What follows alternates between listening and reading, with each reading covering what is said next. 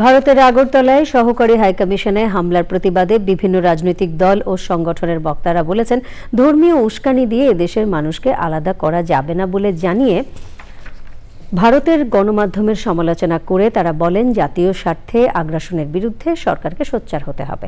রিয়াজ ইসলাম জানাচ্ছেন।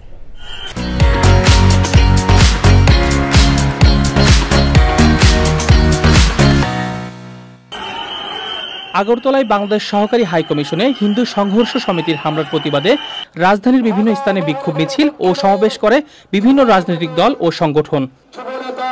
পশ্চিমবঙ্গের মুখ্যমন্ত্রী মমতা ব্যানার্জির বক্তব্যের সমালোচনা করে গণ অধিকার পরিষদের নেতারা বলেছেন, নিরপরাধ মানুষকে রক্ষায় জাতিসংঘের শান্তি মিশন কলকাতায় স্থাপন করা উচিত। শুধুমাত্র চটকদার বক্তব্য দিয়ে ঘরে বসে থাকলে হবে না, কার্যকরী পদক্ষেপ নিতে হবে। ভারতে বাংলাদেশের সব মিশন বন্ধ করে কর্মকর্তাদের ফিরিয়ে আনতে সরকারকে আহ্বান জানিয়েছে কয়েকটি সংগঠন।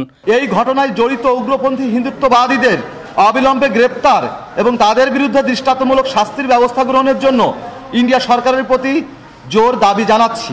কারা আন্তর্জাতিক রীতিনীতির তোয়াক্কা না করে দূতাবাসে হামলা চালায়, এটা আন্তর্জাতিক কর্তৃপক্ষ দেখুক।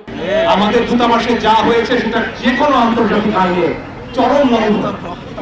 এই ধরনের কোন ঘটনার পুনরাবৃত্তি বাংলাদেশের মানুষ মুখ বুঝে সহ্য করবে না। ভারতের আগ্রাসী যে কূটনৈতিক সিদ্ধান্তগুলো আমাদের উপরে চাপিয়ে দেওয়া হয়, বাংলাদেশের মানুষ শুধুমাত্র তারই বিরোধিতা করে। ভারতের জনগণের প্রতি কোনো আক্রোশ নেই জানিয়ে বক্তারা বলেন, শেখ হাসিনা ভারতে বসে বাংলাদেশকে অস্থিতিশীল করার চেষ্টা করছেন। রিয়াজ ইসলাম, চ্যানেল আই, ঢাকা।